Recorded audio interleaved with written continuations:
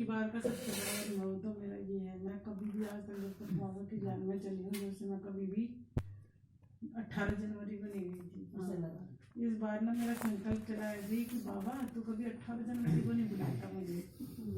तो एक दिन के बाद ही भाई का मेरे पास फोन गया कि आपको सेवाधारियों को, इन बहनों को लेके जाना है। मैं कह रही बाबा इतनी जल्दी सुन लिया, अभी तो मैं संकल्प चलाया ही था। और मैं बाबा को इतना शुक्रिया कर रही, मतलब बाबा तूने एकदम मेरी कितनी जल्दी तू सुनता है। तो एकदम से मैंने मना भी करा भाई जी को, मैं कहा भाई जी नहीं मैं नहीं जा रही। तो भाई जी ने बोला नहीं आपको जाना है लेके। तो ये सबसे बड़ा अनुभव। फिर मेरे को भाई जी ने बोला इन सारी माताओं की ड्यूटी आप पे है, आपकी जिम्मेवारी पे आप लेके जाओगे इनको, सब कुछ दिखाओगे, सब कुछ करोगे। और फिर वहाँ पे वो सब कुछ कमरे का टिकट वगैरह सब करवाना। तो मैं ये घबरा रही, मेरे पास तो कोई टीचर भी मेरे साथ नहीं जा रही, मैं कैसे क्या करूँगी। मैं बाबा से योगी लगाती रही, बाबा ये माताएं मेरे साथ है ना, इनको इतनी सी भी तकलीफ नहीं होनी चाहिए, ये यूं ना कहे कि हम ऐसे क्या आए बाबा के घर में ये हुआ।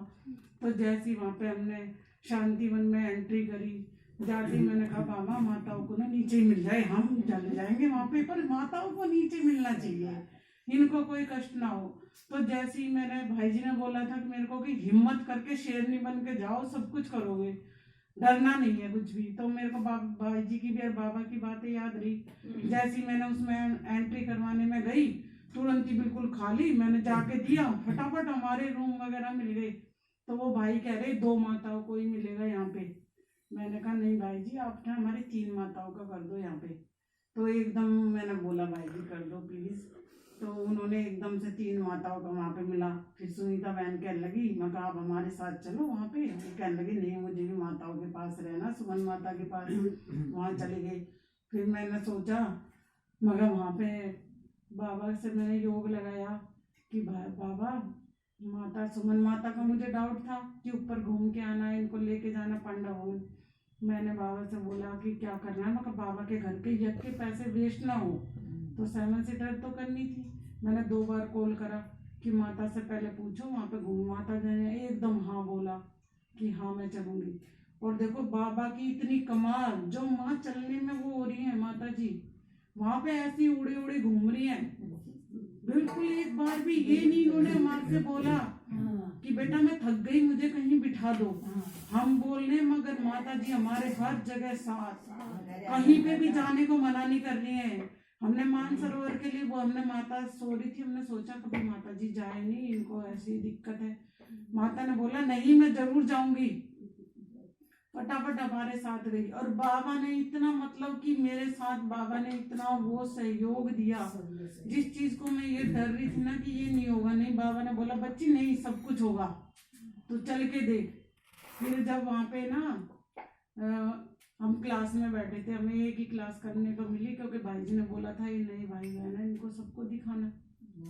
तो वो जो भाई हमारे साथ थे वो कह रहे नहीं मुझे तो ये फूल पत्तियां नहीं देखनी, मुझे तो क्लास ही सुननी है। तो मैं कहा चलो हाँ। उसके बाद में ना जब वहाँ पे हमने क्लास करी थी निर्भय भाई की, उनकी ब्रजमोहन भाई की क्लास थी, ब्रजमोहन भाई की क्लास थी। तो वो अपना ना पूरा अनुभव सुना रहे थे कि मैंने कैसे कैसे, उन्होंने एक अटैची भी दिखाई जो 54 साल तो बाबा को हो चुके थे, उससे पहले से उन्हें दी गई थी वो अटैची, वो आज भी संभाल के रखते हैं कि इसमें मैं बाबा का लिटरेचर रखा है। जो जो बाबा कहता है ना बच्चे ये अटैची लेके जा, हर जगह लिटरेचर का जो भी आपको सेवा करनी है।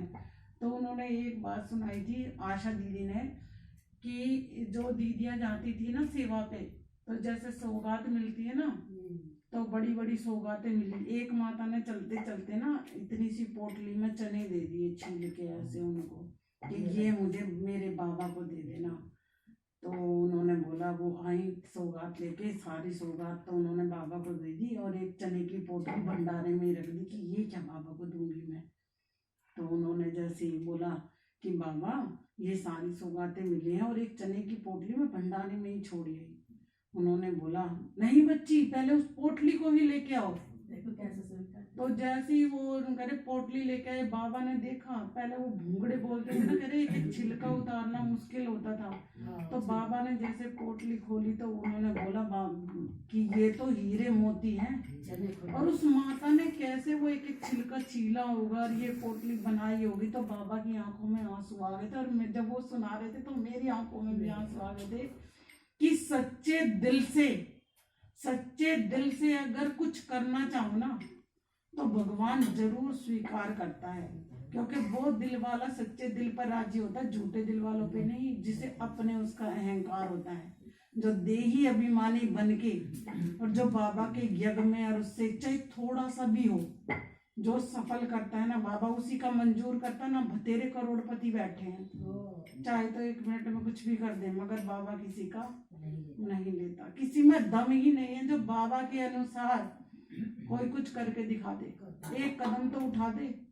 अगर बाबा के यज्ञ में स्वीकार नहीं करना ना, आप ट्रेन में जा रहे हो और सीट के ऊपर ऐसे पकड़ने को भी बैठे हो, अगर आपके दिल में कुछ आया तो वहीं पे आपका पैर या कुछ भी टूट भी सकता है, जा नहीं सकते। और जिसको बाबा को बुलाना होगा ना, चाहे ट्रेन बिल्कुल चलने को तैयार हो और फिर भी उसके लिए ट्रेन रोक देगा बाबा।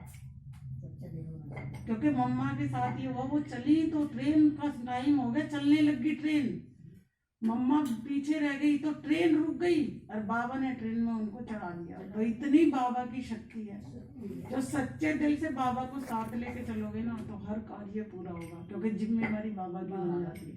तो मैं बाबा को रात दिन यही शुक्रिया शुक्रिया शुक्रिया कि बाबा जैसे खुशी खुशी गए वैसे ही सुखी सुखी हम आए।